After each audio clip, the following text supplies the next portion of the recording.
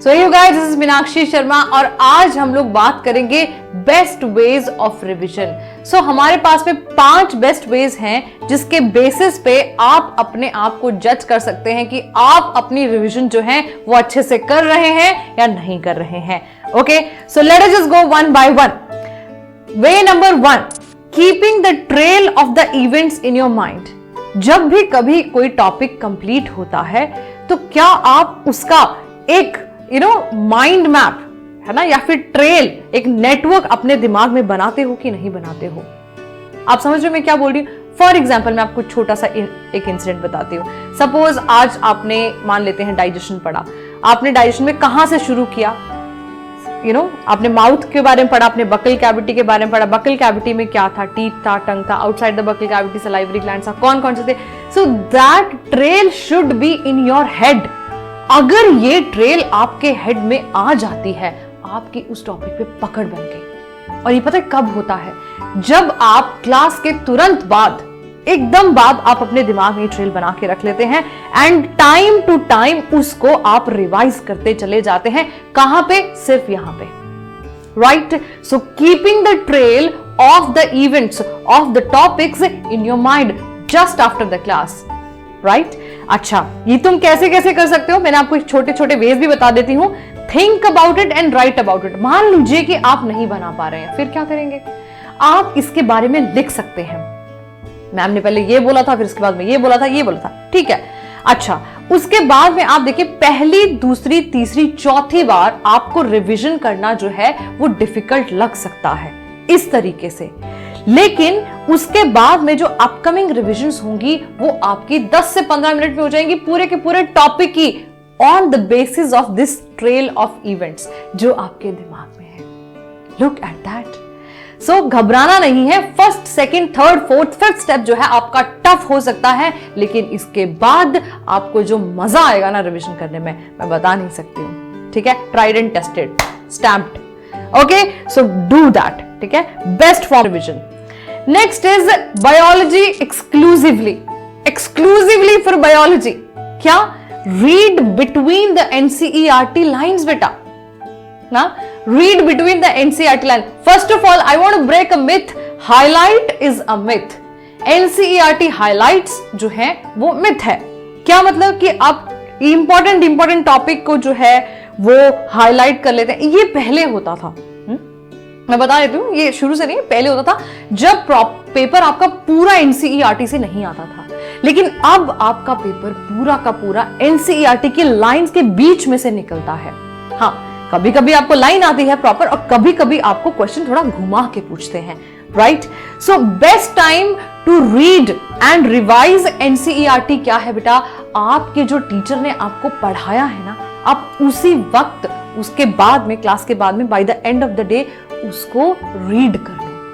आपको क्या समझ आएगा मैं बता नहीं सकती।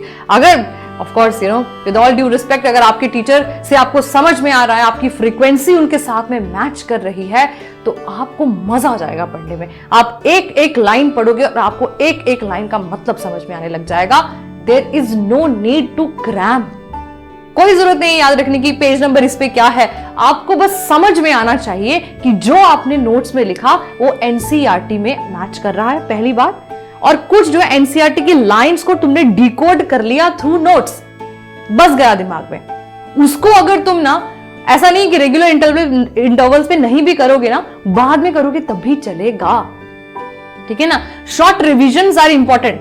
NCERT रीडिंग का जो रिविजन्स है ना, वो आप एक महीने में या महीने में 2 बार कर सकते हो, लेकिन short revisions are important. Intervals पे होनी चाहिए रिविजन्स।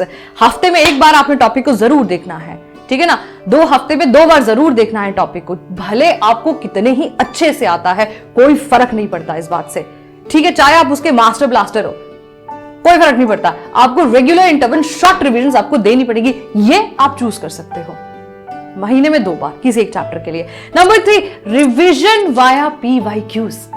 मेरे बच्चों, अगर आप PYQs को रिवाइज नहीं कर रहे हो, that is the not actual revision you are doing.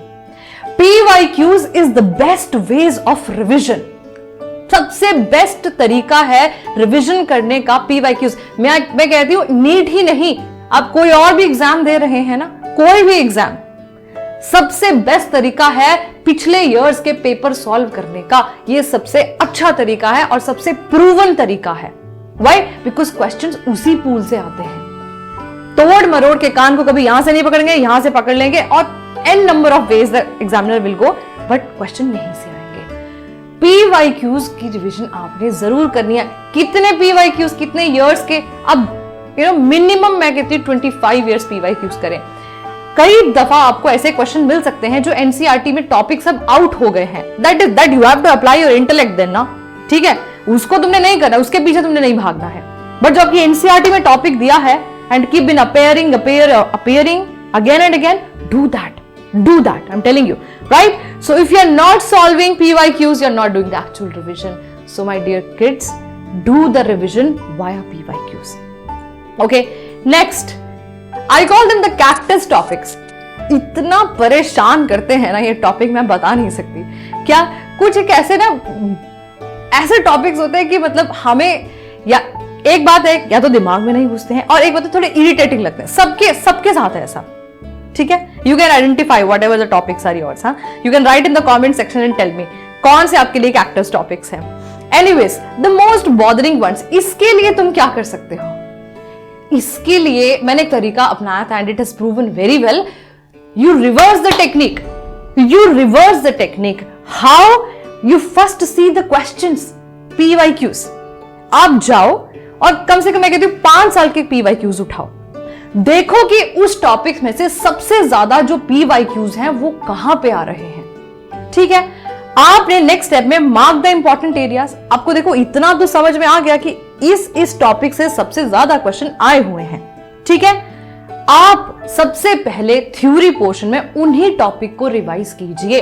अब इसका फायदा क्या हुआ मैं आपको बताती हूं। फायदा नंबर 1, आपने उस टॉपिक के सबसे ज्यादा जो इंपॉर्टेंट टॉपिक्स हैं, आपने सबसे पहले उस पर फोकस करके उसको तो क्लियर कर लिया साइड में, ठीक है, राइट? एंड देन आपका इंटरेस्ट ऑटोमेटिकली बनने लग पड़ेगा जो भी बचा हुआ टॉपिक है। अल्टीमेटली क्या इंटरेस्टिंग बनाना है ना उसमें, अल्टीमेटली क्या आपको बॉदर इसलिए कर रहा है बिकॉज आपको पसंद नहीं है ना, समझ में नहीं आ रहा। इसका एक कारण ये भी होता है कि आपको पसंद नहीं है वो टॉपिक। आप अग्री डिसअग्री कर सकते हैं बट अल्टीमेटली यही होता है, ठीक है? सो do that, reverse the technique, उल्टा घुमाओ टेक्निक को, ठीक है? पहले क्वेश्चन पढ़ो, identify the topics, read them, ठीक है ना, उसको थ्योरी पढ़ो, फिर क्वेश्चन को सॉल्व करो उसको। तो 5 साल के क्वेश्चन फिर आपको मजा आने लगा, अरे वाह क्वेश्चन निकल रहे हैं, मैं दोबारा ट्राई करता हूं, मैं दोबारा ट्राई करती हूँ, right? This is the cactus topics. Right in the comment box आपके कौन कौन से कैक्टस टॉपिक्स हैं। नंबर 5, द सबसे ज्यादा हमारे यूट्यूब पे सबसे ज्यादा बात की गई है इसके बारे में, that is the Feynman technique and I also consider it a very effective technique. बहुत ज्यादा अच्छे से काम करती है ये, कहते हैं ना, मैं सच बता रही हूं, मैंने जब अपना टीचिंग करियर शुरू किया था कि मेरे को ऐसे टॉपिक्स मुझे समझ में नहीं आते थे सीरियसली अपने स्टूडेंट लाइफ में, लेकिन जब मैंने पढ़ाना शुरू किया ना, ओ हो ये होता ना कि ऐसे तार हो गया उस टॉपिक का दिमाग के अंदर। So that happens actually when you teach the topic to someone ना, you enjoy it.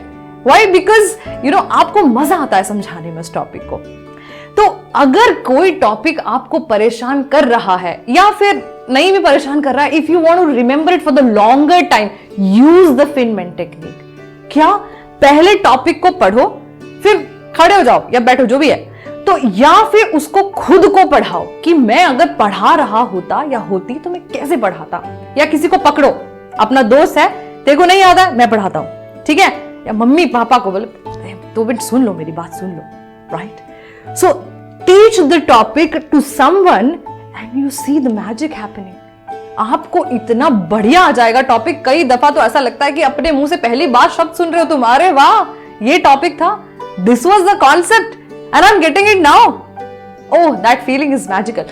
But anyways, the Finman technique. So बेटा 5 ये ऐसी टेक्निक्स हैं रिविजन की which I think and which I've seen also happening over through these 9 years of teaching experience which I'm having, सबसे best है, ठीक है?